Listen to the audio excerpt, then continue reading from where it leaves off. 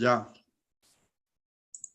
Bueno, buen día para todos, sobre todo aquellos que están ahí formando parte de esta gran familia de la tertulia del teórico mayor Jimmy Sierra, que se realiza cada sábado, ¿verdad?, desde República Dominicana.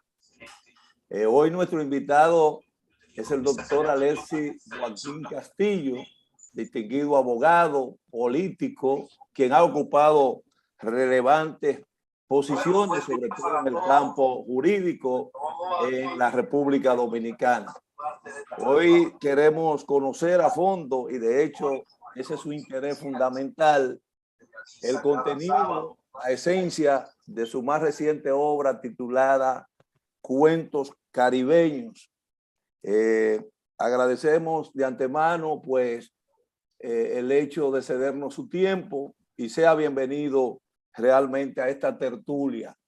Están presentes como parte de la tertulia del teórico Jimmy Sierra, Eddie de los Santos, el embajador Erasmo Lara, también mi amigo Martínez, que yo siempre Héctor Martínez, distinguido comunicador, figura prominente de la Universidad Autónoma de Santo Domingo, el magistrado Julio Aníbal Suárez Duvernay, también el periodista, economista Claudio Cabrera, el doctor Edgardo Hernández Mejía, Reinaldo Disla, reconocido dramaturgo de República Dominicana, también Jesús, desde allá, desde la urbe neoyorquina, que tiene la responsabilidad del manejo técnico de esta tertulia.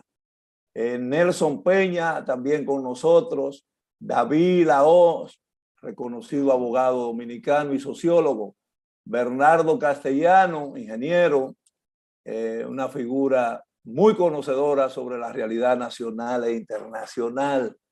El distinguido periodista, quien fuera durante un tiempo director del prestigioso periódico El Siglo, entre otros medios, Juan Manuel García, la doctora Amalfi Núñez y Julia Torres.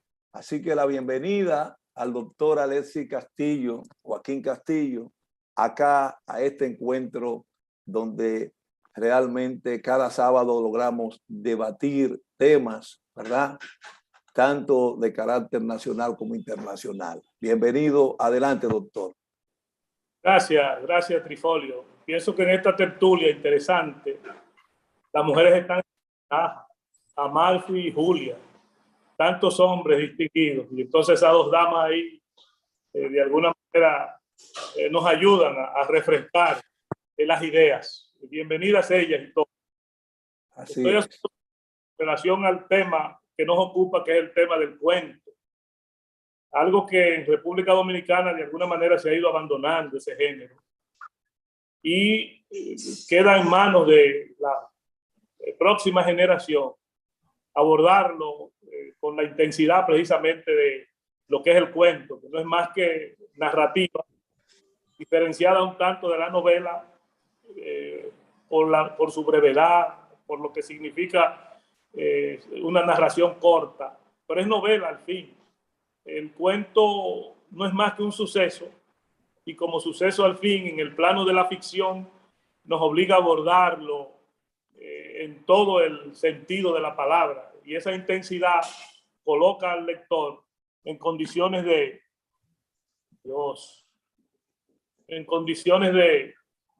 estar preparado para lo que el autor del mismo ha concebido. Eso es Cuento Caribeño. Yo pienso que recoge toda una experiencia de sucesos ocurridos desde la década del 60 hasta el día de hoy. Fundamentalmente para nosotros, que hicimos hincapié en una lectura de un cuento que de alguna manera fuimos testigos de sección al momento de su ocurrencia. Es el caso del revólver que mató a Amin Abel. Eso ocurrió en la barriada de Villajuana. Nosotros, que éramos mozalbete en ese momento, cuando nos enteramos, fuimos todos, muchos jóvenes, salimos para allá y nos encontramos con un espectáculo extremadamente conmovedor. Sangre en esa escalera y un llanto permanente de los familiares y de manera especial de la esposa. Eso impactó en la conciencia de muchos de nosotros y yo quise recoger en cuentos caribeños lo que en ese momento fue significativo e importante para nosotros. Yo creo que el impacto no solo fue recogerlo en el cuento, sino asumir una actitud finalmente en el plano social, en el plano político, crítica con relación a lo que la sociedad demandaba en ese momento y todavía lo que la sociedad está demandando. Por eso en cuentos caribeños aparece la lectura de El revólver que mató a Amin Abel, pero también está el cuento interesante de Cruzita la Revolucionaria. Cruzita la Revolucionaria, como muchas mujeres en esa epopeya del 65, asumieron una labor y una misión de compromiso con la República. Y esa joven era prostituta. Y eso no le significó ningún obstáculo para asumir con fusil en mano la defensa de la soberanía. Nosotros recogemos en ese cuento breve, corto, un suceso interesante alrededor de lo que significó la participación de la mujer en ese momento tan significativo e importante. ¿Me escuchan? Sí. No sé si se fue. Sí, lo estamos escuchando. No sé quién fue que le dio a Edgardo, le dio a compartir pantalla. Por Sí. favor, Jesús, si lo puede quitar. ¿Esto qué es? Siga exponiendo, Alexis y Joaquín. Perfectamente. Lo que quiero señalar con relación al cuento es que esta tertulia hace honor a un personaje muy importante en la vida nuestra y es precisamente el teórico Jimmy Sierra. Tal vez desconocen ustedes que Jimmy Sierra, junto a otros líderes de la comunidad de Villa Juana, nos ayudaron a nosotros en el catecismo, nos ayudaron a nosotros a ver una visión comunitaria, como fue la construcción del club Mauricio Báez, y tanto Jerez como Jimmy, como Leo Corporán, como Nelly Doñé, de alguna manera formaron una generación con su ejemplo, con su trabajo, con su dedicación y sobre todo con el esfuerzo de ese aprendizaje de la labor que ellos realizaron en ese momento. Nos ayudó a nosotros a estar aquí precisamente compartiendo un espacio tan interesante de la tertulia denominada en honor al teórico Jimmy Sierra. Ese Muy bien. Cuento caribeño, Reinaldo Díaz, los otros compañeros y compañeras que me están escuchando. Ahí hay todo un relato, reitero, propio del género de la novela, del cuento, que nos ayuda en esa intensidad a entender con un sentido fundamentalmente social la narrativa del cuento. Por ejemplo, ahí está Los últimos días de Manuela Sarcé.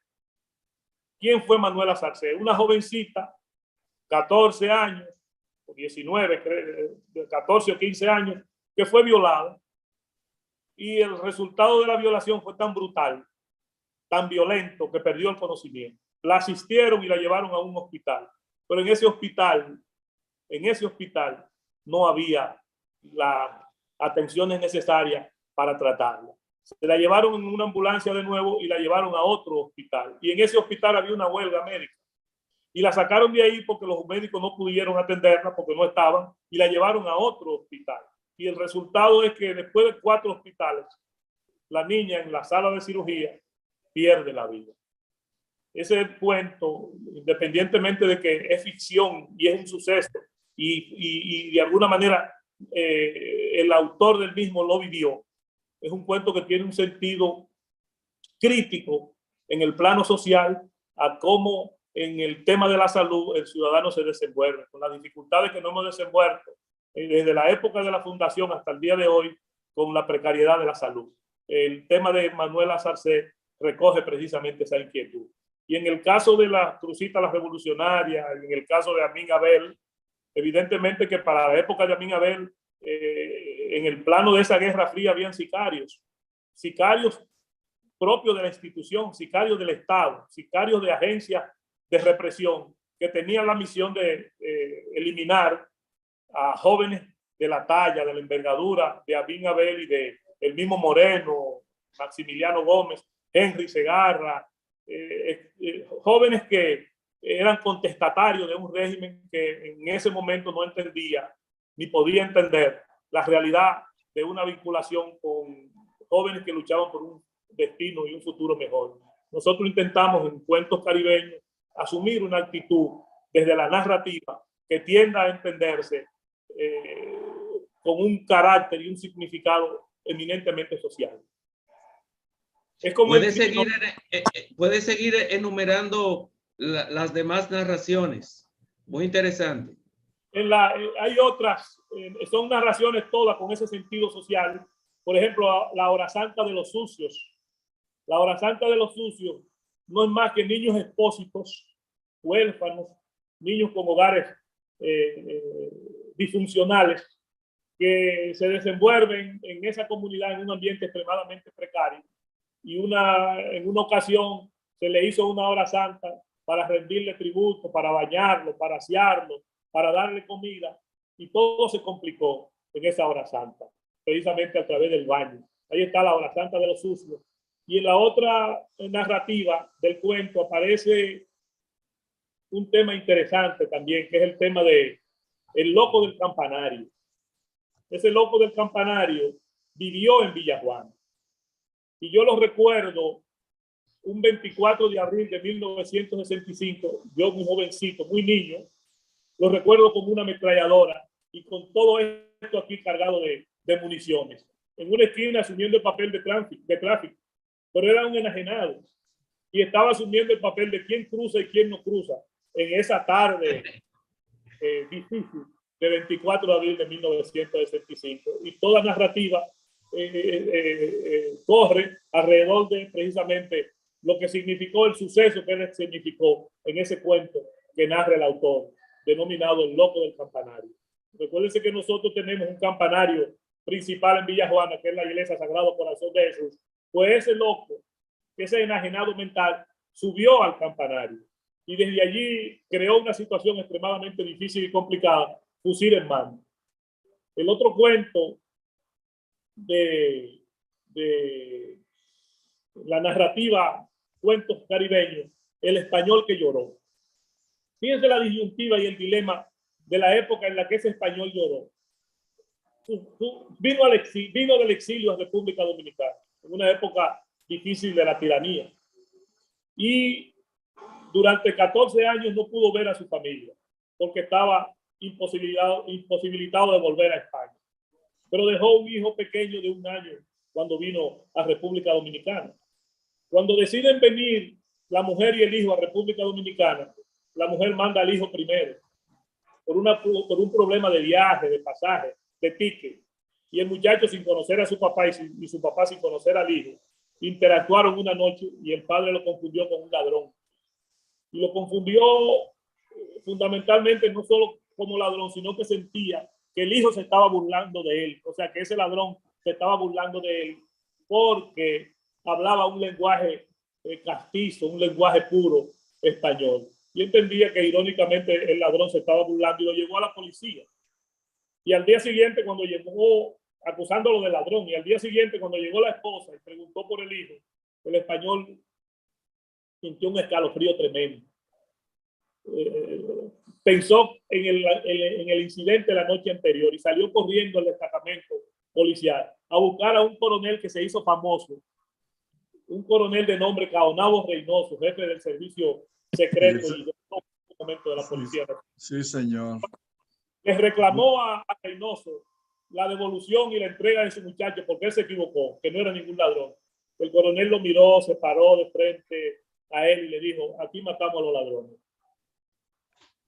Le llevó un ladrón, lo acusó en le momento, la noche anterior, y como era una política de eliminar, una política trujillista de eliminar a quienes se hacían dueños de lo ajeno, a ese niño le quitaron la vida. Por eso el título, El Español que Lloró. Son 12 narrativas interesantes y reitero, con un sentido fundamentalmente social. Es como en criminología, y de esto tiene mucha experiencia el magistrado, profesor y amigo Julio Aníbal Suárez Duvernay. El tema de criminología la criminología tradicional y la criminología crítica. En el plano del cuento, el género de nosotros tiene un sentido crítico, un sentido social, un sentido de responsabilidad hacia instituciones que en determinado momento le compete, le corresponde actuar conforme al derecho, al debido proceso, pero que en el tiempo abandonaron precisamente esa responsabilidad y permitieron sucesos de esa naturaleza, como el que acabo de señalar del español que lloró. Hay otro cuento interesante, que es el cuento que tiene que ver con el título, se intitula Los últimos 3 días del haitiano Etienne Solar, el haitiano Etienne Solar. Esos últimos 3 días de él en República Dominicana fueron significativos porque solamente vivió 3 días en República Dominicana. Vino con una recomendación de una escuela de prestigio en Haití y vino a trabajar a República Dominicana porque la vida allí en Haití se le hacía insoportable por la dictadura. Pero cuando vino a República Dominicana, el mismo día que vino, tuvo un percance que signó su vida 2 días después. Los haitianos exiliados aquí lo señalaron como un espía, como un tontonmacú, y el incidente en el que se vio envuelto al final de la jornada le quitó la vida. Los últimos 3 días del haitiano Etienne Solar. Lo acusaron de brujo, lo acusaron de que esa sangre, eso fue en Villa Juana, lo acusaron de que esa sangre del niño que murió era sangre para llevarla a Haití y utilizarla en brujería para que Duvalier se perpetuara en el régimen. Y eso fue una acusación del exilio haitiano en República Dominicana. Y el profesor Etienne Solar no tenía nada que ver con política, era un académico, un intelectual que vino a aportar a una escuela, a un colegio en República Dominicana, de manera especial en Villa Juana, que era el colegio, era un liceo, era un colegio. Estaba en la calle. El Américo Lugo, quedaba en la Américo Lugo, el colegio. No recuerdo el nombre ahora, pero eso. Sánchez Ramírez. Sánchez Ramírez. No, es una academita. Sánchez Ramírez es una academia en la calle 21. Eso se refiere al colegio que estaba frente a la iglesia. El único colegio que había por ahí. Sí, un colegio católico. En el colegio Hermano de Ligne. Ahí. Hermano de Ligne. Hermano de Ligne. El Américo Lugo, sí. Américo Lugo. Del liceo francés haitiano para que diera clase de idioma. Y al tercer día de estar ahí perdió la vida. Y nosotros interactuamos con ese profesor porque habían palabras que él pronunciaba en francés que nos llamaban la atención a nosotros. Yo recuerdo que los jóvenes le preguntaban a él, el mismo día que llegó a República Dominicana: profesor, ¿es cierto que coñá es coño en español? Profesor, ¿es cierto que ¿cómo se pronuncia en francés prostituta? Y entonces, ¿cómo se pronuncia el 40 en español, en castellano? Recuérdese que el 40 es caganté.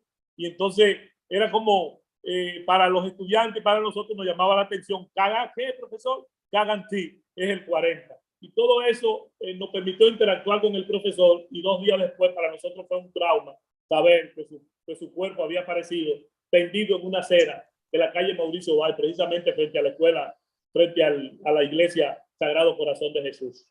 Y eso tratamos de plasmarlo en ese cuento, en esa narrativa, intitulado precisamente Los últimos 3 días del haitiano Etienne Solar.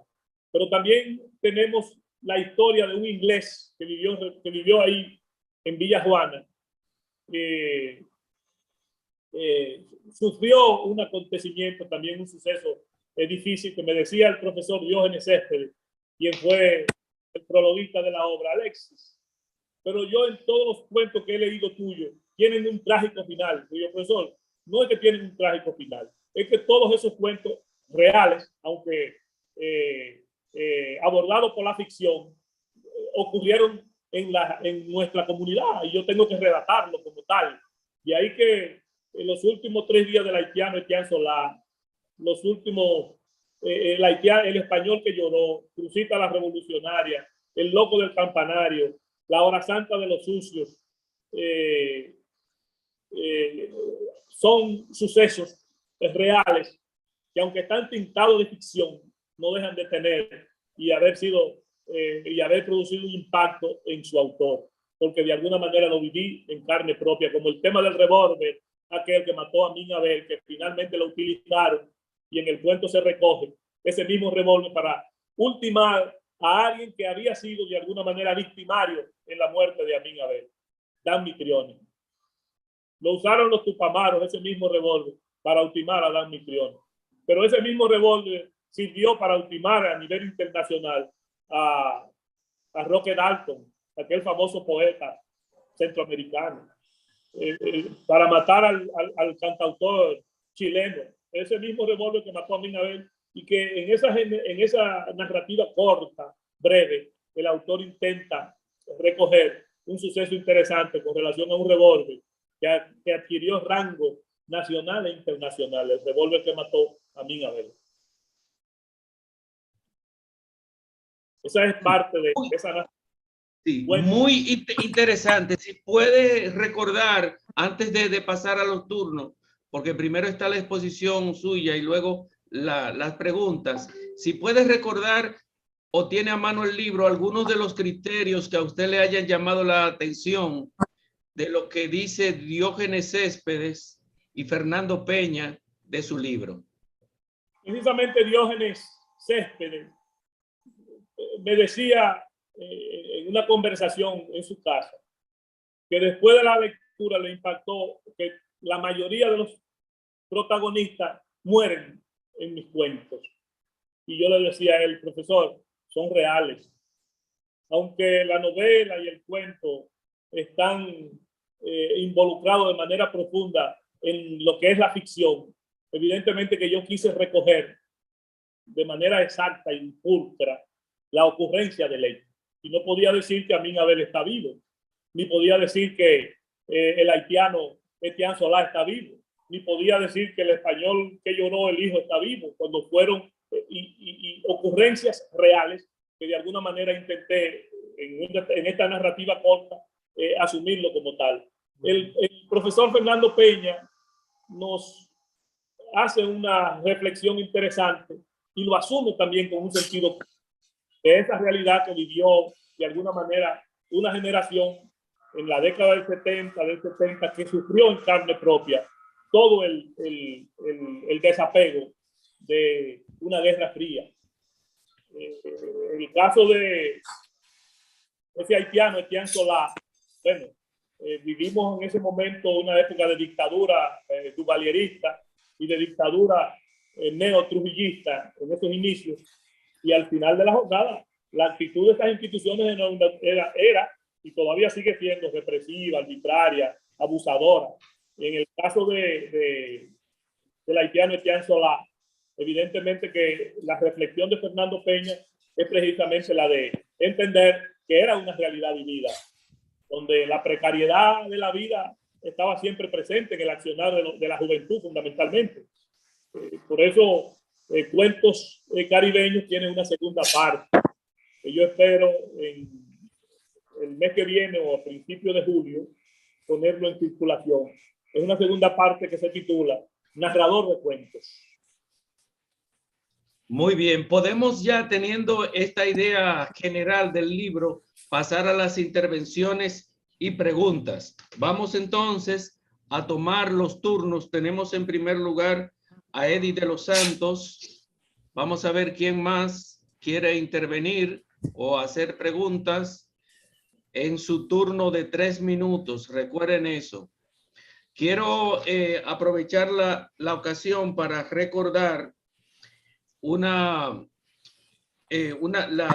posición del escritor mexicano Jorge Volpi, sí, que califica cuando este tipo de narración tan interesante como cuento documental o de no ficción. Entonces me recordó esa teoría de estos cuentos que se basan así en personajes reales y que sucedieron en la realidad concreta. Entonces, después haremos una pregunta. Tenemos a David Laos, que levantó la mano. ¿Quién más?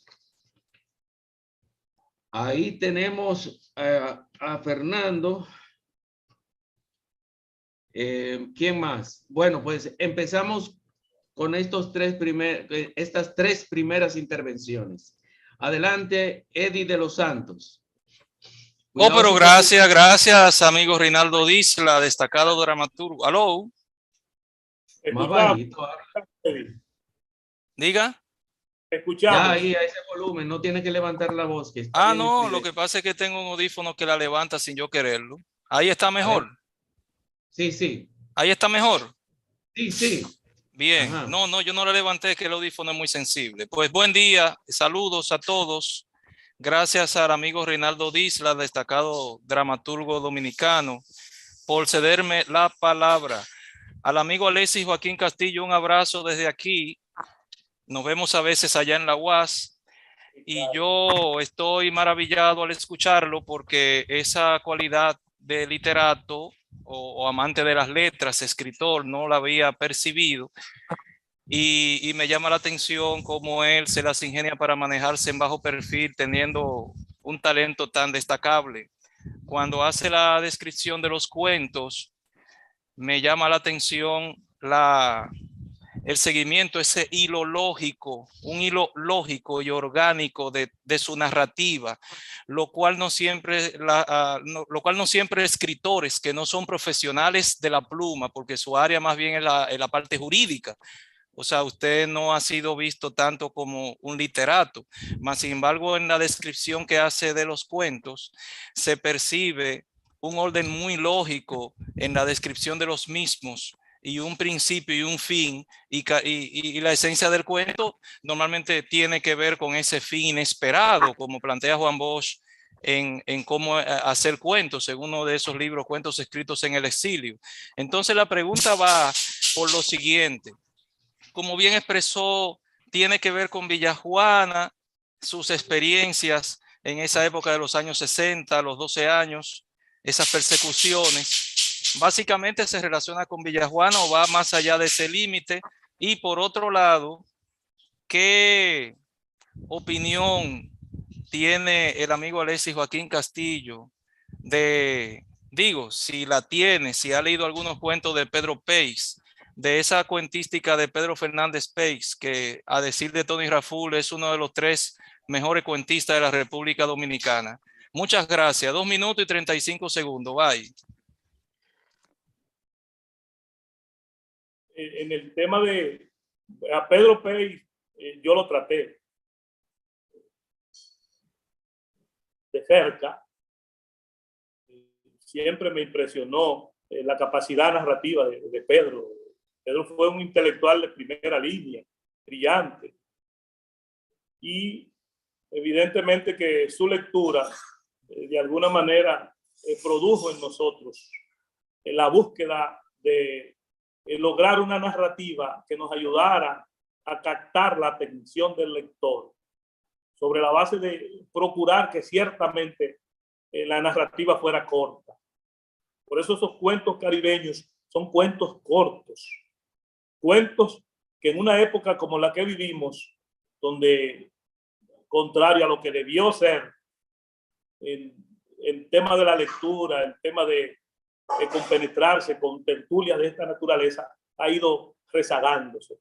Y entonces la lectura, para promoverla, para tratar de lograr la atención del otro, es necesario, como dice Eddie, procurar que el cuento, por la intensidad que genera, permita captar esa atención hasta lograr lo que podría ser un final inesperado o lo que podría ser finalmente lo que uno sabe que va a ocurrir. No lo inesperado, sino lo que sabe que va a ocurrir. Nosotros intentamos no jugar con eso, sino de alguna manera mantener la hilación, mantener el control de una narrativa que nos permitiera captar de manera permanente desde el inicio de la lectura hasta el final al lector.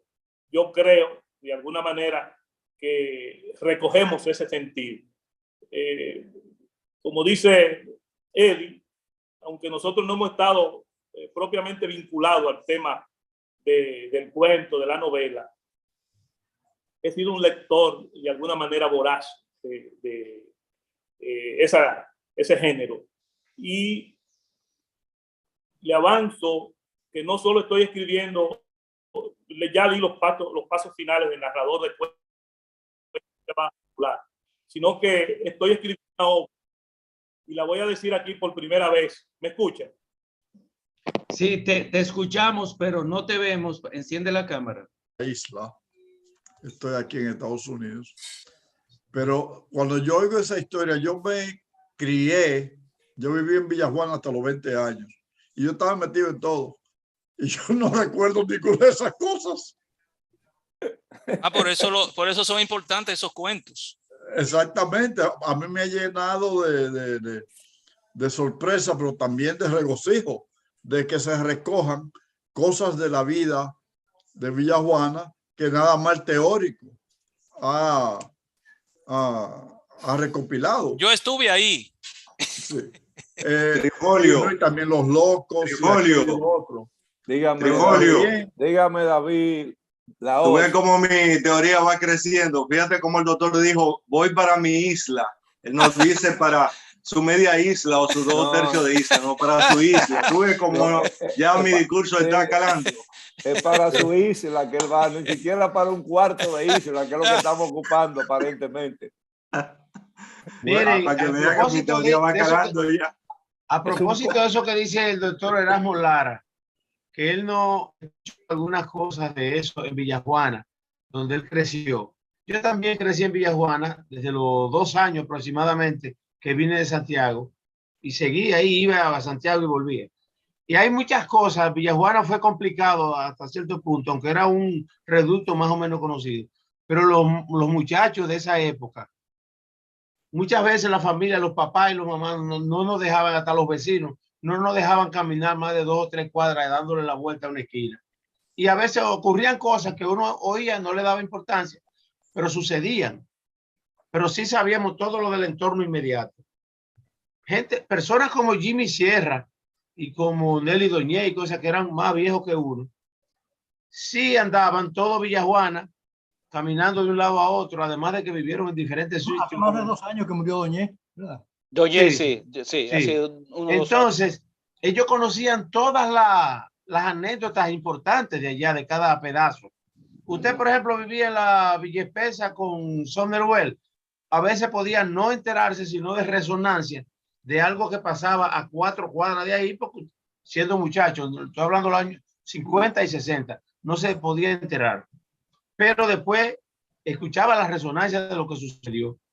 Por ejemplo, yo recuerdo una de las cosas que me sacudieron a mí a unos 9 días que me llevó mi mamá en agosto del 61, que yo le dije, me dice, prepárate que esta tarde vamos a Villajuana a los 9 días del hijo de Lubita y de su sobrino.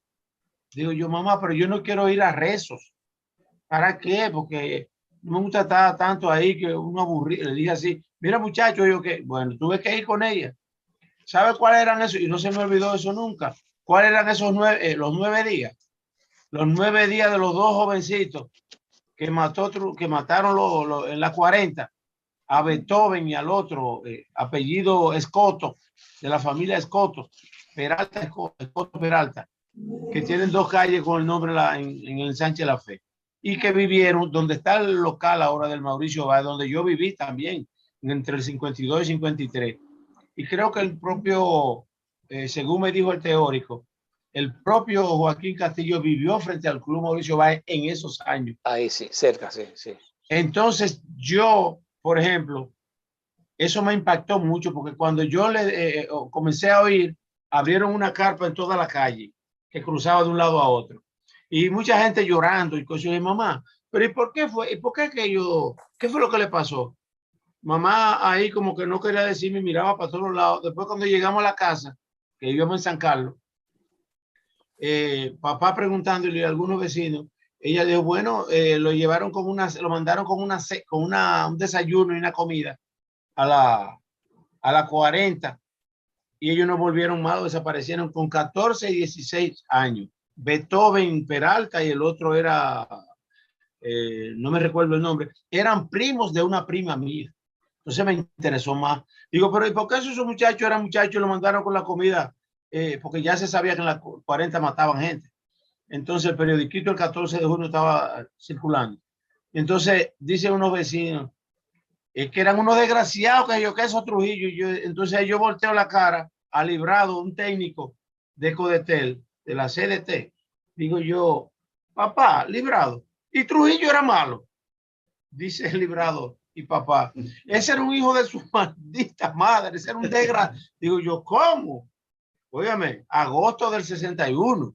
Ya claro, desde julio, desde el 7 de julio, había explotado la cosa con la quema de Radio Caribe y comenzaron a caerle atrás a los paleros. Y digo yo, ay Dios mío, y unos ladrones, unos asesinos, ya.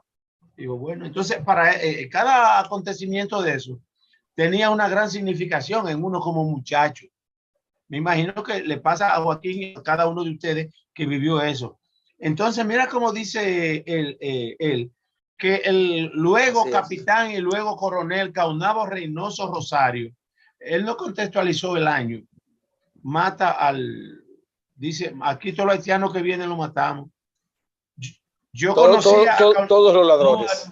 Yo conocí a Caunabo Reynoso de dos maneras. En el 58 o 57 y 58, yo vivía en Pueblo Nuevo, donde yo nací en Santiago. Él era de ahí. Y Caunabo Reynoso, que le decían el Cao, yo lo conocí detrás de un mostrador de un colmado donde él trabajaba. Y según me dijeron después, trabajó ahí hasta el 58. Se fue a la capital, vino a la capital, se enganchó a la policía. Después, la segunda vez que lo volví a ver fue dándome como 200,000 palos en el servicio secreto de la policía, siendo el capitán, que tú te acuerdas, Nelson, que yo caí preso. En el Panamericano. En la Unión Panamericana, sí. Yo era del PCD, me agarraron tirando unos panfletos en la fábrica del Bolonoto, hermano, organizando el sindicato ahí. Y entonces que Jimmy Sierra y César Pérez fueron a la zapatería de mi papá, a la Villa Pesa, llevamos los panfletos para que la célula de nosotros, la Julio Fusic, se encargara de hacer ese reparto a las 2 de la tarde. Tú eres viejo, Claudio, tú eres viejo, tienes buena... No, yo voy comenzó joven, Trifolio. Dentro de 2 meses va a cumplir 72. No. Entonces, fuimos a Oliver Corporán, fue Omar Mota Santana, no, que una semana después se iba para Nueva York y se fue.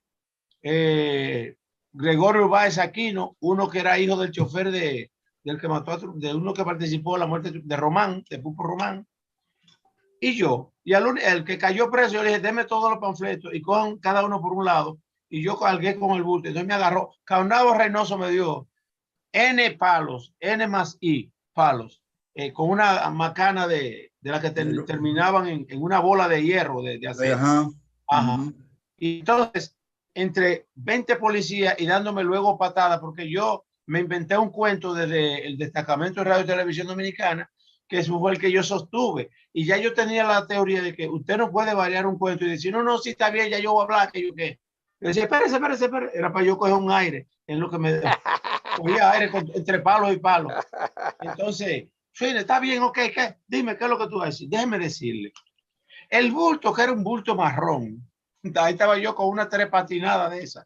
Era un bulto marrón muy bonito. Yo, ¿qué? Desgraciado, háblame de dónde está la maldita la fábrica, la imprenta. La máquina, a lo que le interesaba es la máquina porque estaba el origen de la vaina. Pero máquina de qué? ¿Y que tú no vas a hablar, desgraciado? Entre 30 policías no me pataban y me tiraban al suelo. Hasta que Caunabo se inventó una vaina como a la hora y pico, que yo no hablaba. Tráigame esa silla y me traen una silla de esa de oficina, que tenían unos palitos abajo. ¿Ustedes se acuerdan de la de oficina? Que la pone y me dice, párate, ponte, híncate ahí de rodillas arriba de un palito, ya sabes, por el cansancio, y dándome palo, ese maldito palo atravesado ahí en las 2 rodillas mías, la del diablo iba a ser. Digo, bueno, yo ahí, digo, coño, parece que voy a tener que hablar, pero no voy a hablar nada, ¿no? Mejor que me mate. Entonces, pues van a caer presos todos, desde Jimmy Sierra y César Pérez, hasta todos los tigres de la célula. Entonces, y por allá se decretó la ley. Cayó preso, Claudio, todo el mundo desaparece. Entonces, ¿saben lo que hice? Me recordé ahí un momento, miren cómo son las vainas, de una película que me llevó mi papá a ver en el 62, en el Teatro Más. ¿Cómo que se llamaba? Con Los Cañones de Navarrón. De Navarrones. Sí, cuando estaban los alemanes en el barco, en la barcaza, interrogando a Anthony Quinn, que estaba abordando una red. Anthony Quinn, cuando le decían la vaina, ya que no hallaba qué decirle, se tiró al suelo y comenzó a dar vueltas y a hacerse de que el loco. Me acordé de esa vaina. Dije, bueno, aquí está la mía. Yo no me hice loco, ¿no? Pero entonces, cuando él comenzó a darme más palo en el casco y entre los brazos cuando lo subía, yo hice así, subí los 2 pies al pasito y le hice ¡trián! Para abajo al palito, ante el diablo. Le he roto la silla a Caunabo Reynoso. ¡Ay, desgraciado! Me rompió la silla, maldito. Agarró la silla así y cuando me iba a dar, yo me tiré al suelo y cogí para un rincón. Espérese, que eso se rompió solo. Coño, entonces, y ahí dije que yo caí y que si yo me agarraron unos policías. Ay. Oí que dijo uno y que ya él está débil, porque yo solté baba y lágrimas, baba y de todo y sudor. Ya yo, no, coño, párenlo y llévalo para el baño, ese desgraciado. Ahí se saltó de la vaina. Él tenía como 2 horas dándome paro. Y esa fue. Entonces, fíjense ustedes cómo se trapola un bandido como ese, como fue Caunabo Reynoso, de Santiago, se engancha y después terminó siendo coronel, que hasta lo agarraron preso en la policía por la Villa Espesa, vestido de mujer, que salió de un cuartel por ahí disfrazado. Y cuando volvió de la revolución, ahí fue que le hizo diablura. Ya ustedes saben. Oiga, Claudio Joaquín Cabrera, mire, yo pensando aquí como los locos. Ajá. Un libro interesante sería de toda esa gente que tuvo que disfrazarse de mujer aquí en la historia, empezando por Jorge Blanco, por el periodista ¿Cuál? Fulgencio Espinal. Fulgencio no, el que estaba ahí en Inespre, que murió hace poco. El árabe, el apellido árabe. ultra derechista, que el apellido árabe, que se fue a España. Bonillita también se disfrazó de mujer. Sí. En la revolución. Oye, pero y ese otro que tú dijiste que se disfrazó de mujer pero también. Bonillita tengo entendido que no se vistió de mujer. Sí, se vistió de mujer. En la revolución. A Bonillita le cayeron atrás y terminó tirándose al mar por ahí, por la vuelta de... No fue tan protagonista, no. Sí. Él se disfrazó de mujer. Caunabo Reynoso también lo agarraron en la esquina de la fábrica de clavos. Sí, que Jorge Blanco parecía una doña rarísima. No, Jorge Blanco fue llevado en una camilla, fue que lo sacaron de aquí, no fue de mujer. Que se vistió de mujer, Pepe. Jorge Blanco salió de su casa en el carro vestido de mujer. Parece que fue la voz que lo traicionó. ¡Ay! Fulgencio Espinal se fue como piloto con el nombre de Jimmy White. Ese fue Michelin. Michelin. No me confunda Fulgencio con Michelin. Que murió hace poco. Vivió en España y después yo me encontré. Que fue a Miami. Isidoro Martínez. Yo me encontré con Fulgencio en España, en Madrid, en una feria de Fitur, cuando ese era don Fran Jorge Elías, era ministro de Turismo, y yo estuve por allá junto con mi amigo Luis Medrano, y nos encontramos con Fulgencio repartiendo volantes, acabando con el gobierno de turno. Oye, otro libro. ¿Qué privilegio tienen los capitaleños? ¿Cómo han logrado monopolizar la historia? Fulgencio salió algunos capitaleños. Algunos capitaleños. ¿Cómo han logrado? Como si nosotros los que vivimos en el pueblo del interior. Pero Fulgencio, a quien llamábamos Papucho, es de Loma de Cabrera. Sí, exacto. Claro. Es más, Lo que pasa- Un excelente ser humano, dicho sea de paso. Sí, Excelente ser a- humano. aún vive. ¿Quién? Fulgencio, Fulgencio. Fulgencio murió. El presidente lo mató al malecón, güey. Ah, verdad, sí, recuerdo. Y Michelén el año pasado. Hace como 4 años. ¿Y Sí, Michelén? sí, sí. ¿Michelén murió? Hace Sí, 3 años. también murió murió. Michelén. El que parece que está vivo es el haitiano de la lotería, que nunca apareció. Ah, no. Sí. Vive con 4. Mazurca. Ese Mazurca. está desaparecido. Frederick Mazurca para 2 muertos. Mazurca. Había un haitiano que hacía de vigilante en Alfa y Omega y fue secuestrado. Yo lo traté muchas veces. Él era Ay, sargento haitiano y huyó de Puerto Príncipe. Y hacía de Mazurca para 2 muertos. Alfa y Omega. No me regalas. Mazurca. ¿Eh? Eso es una novela de... Cuidado con Mazurca, hay muchas cosas raras por ahí, ¿eh? Hay mucho No, compromiso. que quedó con 4. Con Mucho Mazurca. compromiso. Claudio, déjeme hacer un enlace Camilo con José Celo, una novela. Reynoso Erasmo. y mi encuentro con él. Gaunabo Reynoso, te jodiste Gaunabo. también. Espérese, no, eso fue lo más interesante. Nosotros estábamos en unas manifestaciones de la UAS, por el presupuesto. Agarran la guagua entera y nos meten en la policía. Nos suben a un El salón autobús. grande. El autobús. Sí. No, es un salón grande. Y ahí vino un periodista de Raitel, apellido Pérez, me recuerdo, que se parece un poco a Reinaldo. Y como yo había sido secretario de prensa y comunicación de la UER, a mí me conocía mucha gente, ya yo había pasado a la universidad, y él viene donde mí para preguntarme, hacer algunas declaraciones ahí mismo en la policía. Y yo digo algo, de que no, que estaba, que yo cuánto.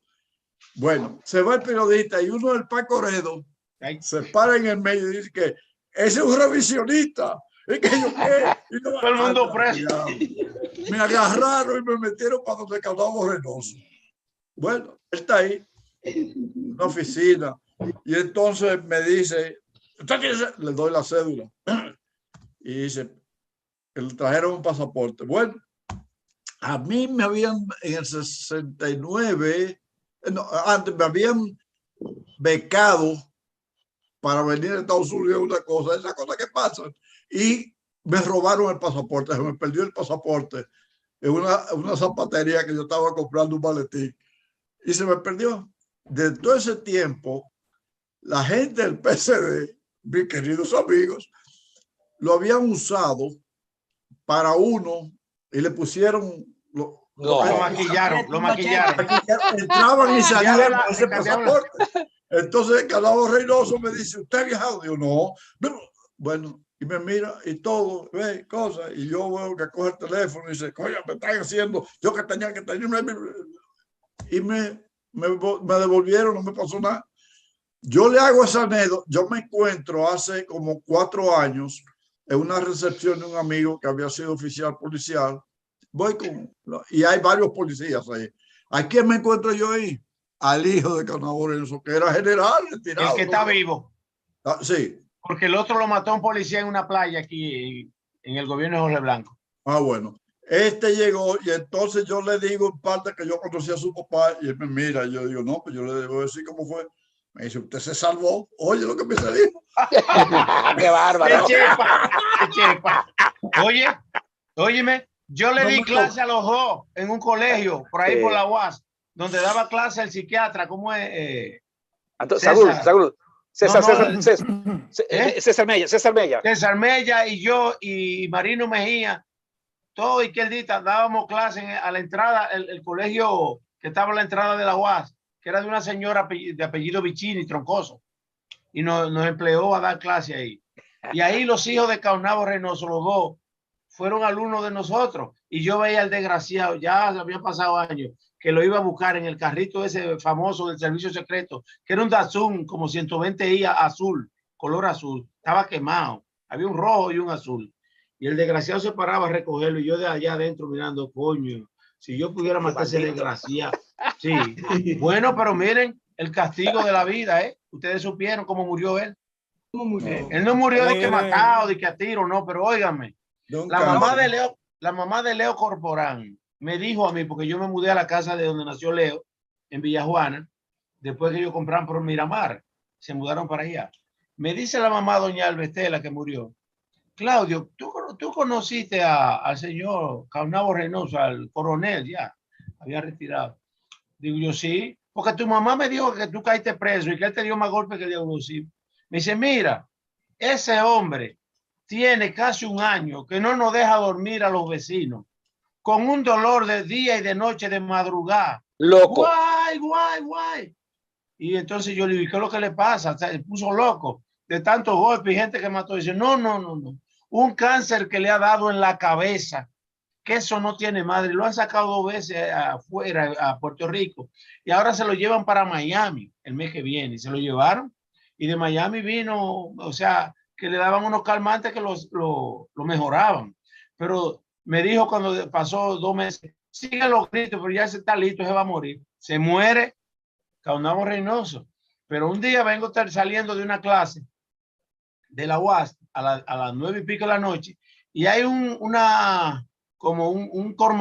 colmadoncito por la Churchill, donde la gente frente al supermercado La Sirena, ustedes han visto ese colmadón que estaba al lado de una agencia de carro, ponían muchas pantallas para ver los juegos de pelota.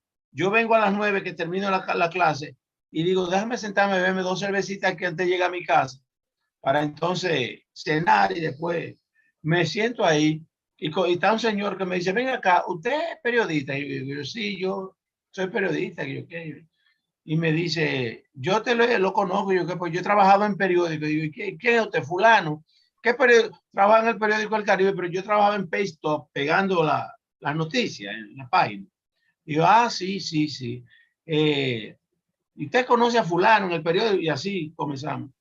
Entre cervecita y cervecita. Y sabe, le digo yo, ¿y usted por dónde vive? Dice, yo vivía mucho tiempo, hasta hace poco, por Radio Televisión Dominicana, por ahí cerca de la fábrica de Bolonoto y del cuartel. Digo yo, pero por ahí caí yo preso en el 68, en abril del 68. ¿En qué año? ¿En qué mes? Digo yo, en abril.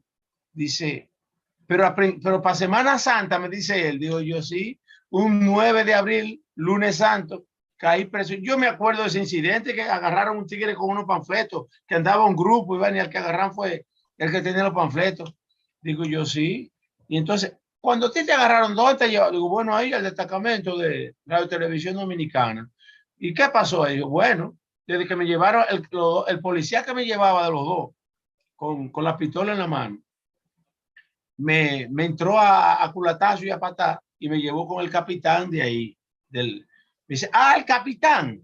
El capitán era, me dice él, un jovencito, buenosito, con unos bigotes así, flaquito, alto. Digo, ese mismo, desde que me vio, que me dijo de que, ¿para qué era que tú estabas haciendo eso? Entonces yo dije, no, pero yo no estaba tirando eso. Eso fue que unos tigres pasaron y tiraron el bulto. Y ahí comencé yo el cuento. Dice, tiran el bulto, desgraciado. Y soltó una vaina que tenía en la mano y me entró a trompar. Y yo defendiendo. Coño, pero qué hijo de la gran puta. Me dice, mira, pero no te preocupes que la vida le cobró a ese capitán toda la diablura que ya yo sabía lo de Caunabo, Óyeme. Y digo, ¿y qué le pasó? Dice, bueno. Moncho Enrique. Sí, no, pero oye, me dice, el maldito capitán se enamoró por ahí de la esposa de un dueño de una farmacia y acabó con él, le quebró la farmacia, le agarró a la mujer y él creyó que haciendo toda esa vaina y dando golpe ahí, él era una cosa importante. Pero tú sabes cómo murió hace como 7 años ese maldito capitán, que ya era mayor. Le dio un cáncer en la cabeza, coño, que duró como 2 años y pico, que no paraba de gritar día y noche. Digo yo, coño, pero a Caunabo Reynoso le dio esa vaina también, un cáncer de cabeza. Que ellos no mueren todos bien. La gente cree que mueren bien, pero mueren todos de cáncer y vaina de eso, desgraciado. Ustedes ven. Oye, pero Jehová con esa gente. Jehová con esa gente no tuvo imaginación. Justicia. Nada más le mandaba cáncer de cabeza. Cáncer en el caco. Oye, Claudio, sabe que todo esto se está grabando, ¿verdad? Sí, pero yo lo... No, porque no estamos diciendo nada malo, una realidad. Hay que editarlo. Esos son testimonios. Oye, pero eso es otra tertulia, testimonio de torturas. Pero Claudio, Claudio, tú ibas a la farmacia Francisco Villespesa con 21 a ver la televisión que ponían ahí en la pantalla. Magistrado, llámese Villespesa con 21. La farmacia que había ahí que ponía una pantalla en la televisión. Con 19, con la Alonso de Espinosa. Alonso Espinosa. La farmacia Bienvenida. Perdón, la Pepe, farmacia. ya yo le he dado dos Con la avisos. sillita. Claudio, oye esto. Caonabo Javier tenía un amante frente a donde yo vivía, en la calle Pina. Y cuando él llegaba, yo incluso hablé muchas veces con su amante. Cuando él llegaba, ese era un terror. A mí se me ocurrió un día parquear una pequeña autobianchi que yo tenía frente a la casa del amante. Y los vecinos corrieron a decirme que la quitara de ahí. Corre, quítala de ahí, que te la van a reventar. Porque era un terror cuando él llegaba a ver esa amante en la calle Pina, cerca del Parque Independencia. Miren, déjenme narrarle brevemente. Claudio, tiene el micrófono cerrado. Déjenme narrarle brevemente un tramo histórico interesante de mi pueblo, ya que ustedes insisten tanto en su barriada. Yo como chauvinista, al fin, voy a... Salcedense de Salcedo, la flor de la patria. Miren, mi papá, Juan Eduardo Cruz, que Reinaldo lo llegó a conocer, era muy bebedor. Yo soy de Villajuana y de Salcedo, de los dos. Sí, era muy bebedor en su tiempo. Tuvo varias características contrarias a lo que es el beodo común y corriente dominicano. Mi papá no tuvo nunca hijo fuera del matrimonio. Era decente. Y vivía eternamente entre cabaret. Llegó un momento, y él lo contaba después de Gracia, que mi papá llegó a pagar en una mesa 52 cajas de cigarrillos. No 52 cajetillas, no cajas. Porque todo el que pasaba, Juan Eduardo, yo fumo, dame algo que tengo que fumar. Y había que fumar. Mi papá cuando emborrachaba, a veces sin ser político, porque nunca yo lo vi militando.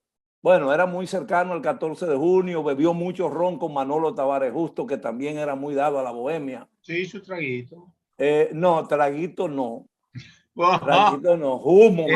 Humo. A ver si le hacía el líder. Entonces, mira qué pasa. Bueno, un extremo está, y de esto Galván lo señala en su obra sobre la Mirabal. Y yo he conseguido datos colaterales de fuentes vivientes. Manolo trajo una vez un piano de cola, oiga eso, embajador, desde Montecristi a Salcedo, en un camión de eso de cama, para hacerle una serenata a Minerva. Wow. Imagínense ustedes en qué condiciones llegó ese piano de afinación, ¿no? Desafinado de poco. Bueno, él tocaba el piano. No, era la bohemia que se hacía. Don Julio Alberto Hernández llegó a hacer muchas serenatas en Salcedo también. Oh. Miren, debo decirle que en su Mercedes-Benz famoso, así como Alicinio tenía un Mercedes-Benz, también Manolo andaba en un Mercedes-Benz. Y en ese Mercedes-Benz... Peña Rivera. Digo, Alicinio Peña Rivera. Alicinio Peña Rivera, que mi mamá lo conoció como sus manos. ¿No conociste a Manolo personalmente? Sí, yo lo conocí, pero no lo conocí en Salcedo. Lo conocí en el famoso meeting que se hizo en el Parque Central, el Parque Duarte de San Francisco de Macorís.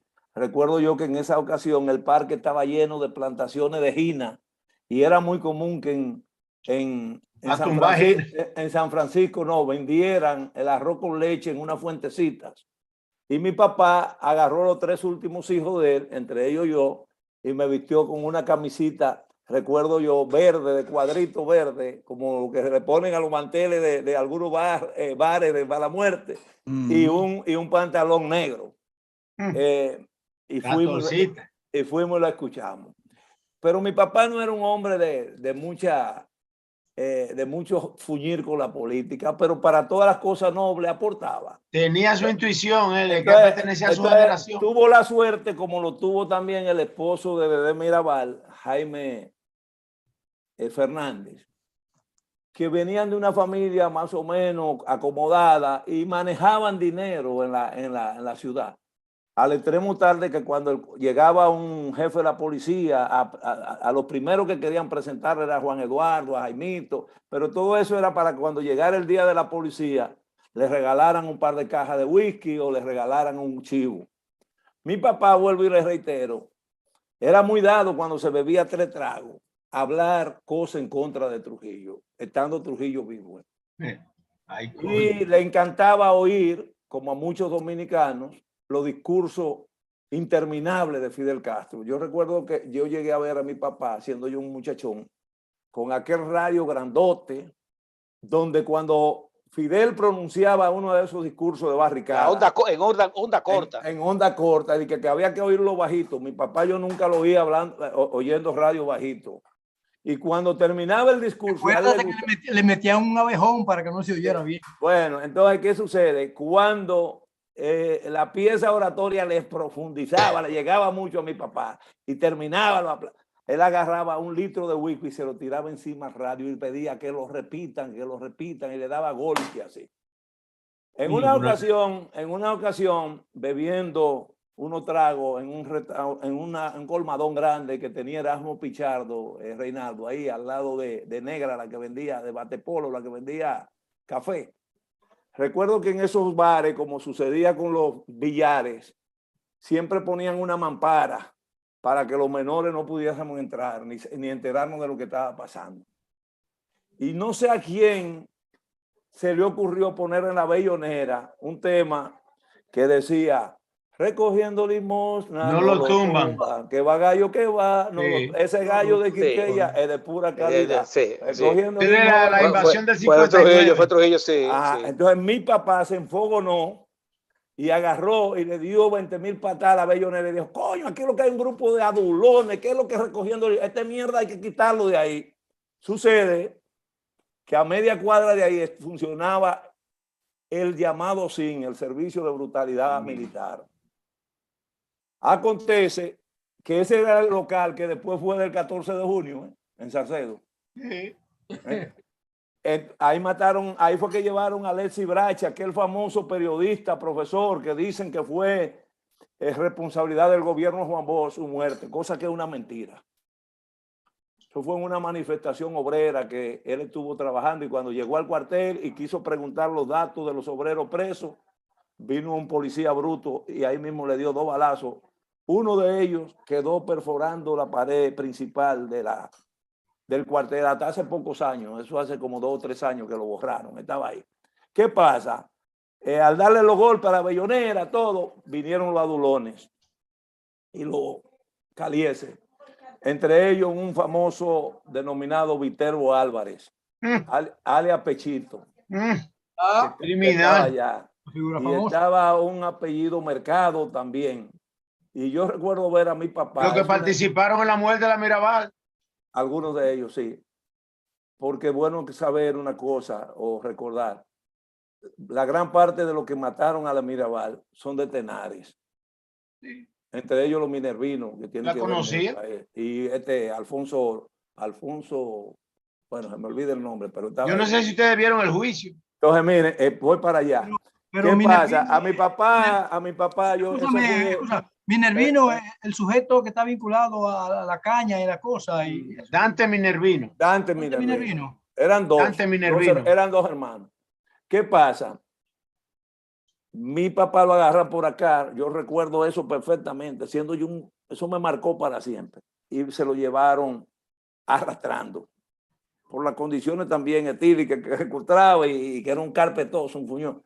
Y cuando iba pasando a una casa antes del cuartel de la policía, ahí vivía doña Anita Conde y Bayobán Portalatín. Doña Anita Conde, la tía de Narciso y de Antonio. Y ellos tenían ahí una hija que se llamaba Yané, una muchacha con una boca de fuego, antitrujillista medular. Y cuando llevaban a mi papá arrastrado, que mi papá terminó con una llaga en uno de los glúteos acá. Siempre recuerdo que mi papá ocultaba eso, trataba de ocultar eso, pero se le quedó como una mancha indeleble ahí. Entonces, ¿qué sucede? Cuando iba pasando por el frente de la casa de doña Anita, una residencia muy bonita y al lado del cuartel, todavía está eso ahí. Yané comenzó a vocearle: criminales, solamente así ustedes tratan a un hombre de cobarde. Y tuvieron que llevarse a Yané. A Yané la sacaron de Salcedo y la ocultaron porque la andaban buscando. Mi papá, en el juicio de la Mirabal, no estoy buscando créditos, no me interesa eso en lo absoluto, porque mi papá fue un hombre muy claro y muy preciso. Por ejemplo, él dijo: yo fui constitucionalista, ahora yo no estuve en la guerra. Y yo le preguntaba: pero Juan Eduardo, es un contrasentido. Y dice: no, porque es que yo no entiendo de dónde había espacio en la capital para que entrara tanta gente, porque todos los dominicanos estuvimos ahí. Yo iba. Ahora yo iba y llevaba arroz, yo llevaba habichuelas. Pero era un revolucionario. No, él iba a buscar revólver, motores, cigarrillos, whisky. Yo conocía el White Label porque se lo llevaban desde aquí y lo vendía. Y volví otra vez y a Fafa le entregaba muchísimas vainas, arroz, habichuelas, cuando él bajaba aquí a Ciudad Nueva. Pero él me dijo: yo no tiro un tiro. Ahora, yo sí manejé armas, pero no tuve un tiro. A mí no me vengan con esa vaina. Yo fui constitucionalista, pues yo no tuve la revolución. Yo entraba a la capital y llevaba y traía. Entonces, miren qué pasa. En el juicio de las Mirabal, y eso consta en el periódico El Caribe, esa fue una sorpresa que me dio Orlando Hinoa hace poco tiempo. En el juicio sale a relucir el nombre de mi papá, que dice Pechito. El juez le preguntó: ¿usted por casualidad conoció a un señor de nombre Juan Eduardo Cruz Valverde?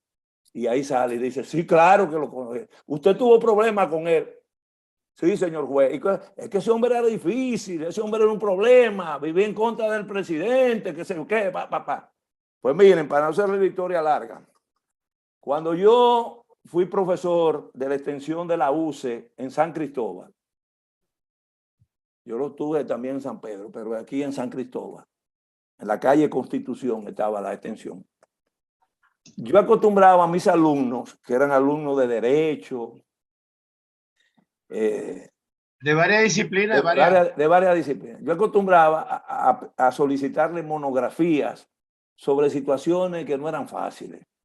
Por ejemplo, ¿a qué profesor universitario se le ocurre que vayan al parque de Villa Francisca, que me hicieran en ese tiempo? Era muy común los pitrincheros, ¿ustedes recuerdan? Los pitrincheros. Y eran hijas e hijos de generales, de coroneles, los que estaban ahí. Y me decía: profesor, pero ¿cómo? O vaya a hacer un estudio sobre la prostitución ahí en la bolita del mundo. Y echaban un grito de la cosa. Pues no sé de dónde se me ocurrió el tema de Pechito. Alguien dijo, parece, allá que él conocía a Pechito, a Viterbo Álvarez. Igual que me dijo, ¿cuál fue el otro tema que yo agarré? Y le dije: bueno, la cuestión de los abogados, magistrados de San Cristóbal, que usted sabe que San Cristóbal es la mata de los abogados del país. Entonces, ¿qué pasa? Le mandé a hacer una monografía y una de las alumnas me dijo: profesor, pero ese señor, sería bueno que usted lo visitara y fuéramos en grupo. Y efectivamente, yo cogí para allá, invité a los alumnos, nos fuimos una noche a la casa recuerdo yo que era una casa de galería. Y comenzamos, yo me hice loco y jamás me identifiqué como hijo de Juan Eduardo. Y ese tipo comenzó a decir vaina de mi papá. Ese era un jodón, ese era lo que era un agitador, que era una vaina. Y nosotros tuvimos un inconveniente, que tuvimos hasta que arrastrarlo, que sé yo qué. Y después, cuando terminó la historia, yo le dije: don Viterbo, gracias por todas esas explicaciones. Ese señor es el papá mío. Y ese hombre no encontraba dónde meter la cara. Después me enteré. Creyó que tú lo ibas a matar. Después me enteré que él murió no como murieron esos que señalaba Claudio, de cáncer en la cabeza. Viterbo era muy dado al juego, a los casinos. Y lo agarraron saliendo del Hotel Jaragua, del casino del Hotel Jaragua, en la cercanía donde ajusticiaron a Trujillo. Y ahí le dieron para abajo, jamás volvió. ¿Entiendes? Pero en Salcedo se dieron situaciones terribles. Por ejemplo, el caso del día del asesinato de la Mirabal. hay un distinguido empresario de Villa Tapia, todavía queda la casa, ahí se está derrumbando la casa, en los alrededores de donde estuvo el Tarro Bar, el único bar del país que por debajo le cruza una cañada. Y usted estaba bailando con Johnny Ventura y estaba lloviendo y abajo usted veía un mar de agua y todo el mundo bailando como si nada estuviera pasando. Entonces hay un señor apellido Quesada, que creo que era el papá o el abuelo de este que fue ministro de Agricultura, un joven talentoso que fue ministro de Agricultura hace ya varios años. Rafael Quesada. Rafael Quesada. Ustedes saben que era como el cacique de Villa Tapia. El cacique de Villa Tapia. El dueño de Villa Tapia, así como tuvo Julián Javier. Ahí era que iba Trujillo cuando visitaba Villa Tapia, a donde Rafael Quesada era. Bueno, entonces la noche en que se supo el asesinato de las Mirabal, ahí se hizo una gran fiesta. Igual que también cuando quemaron la casa de Patria.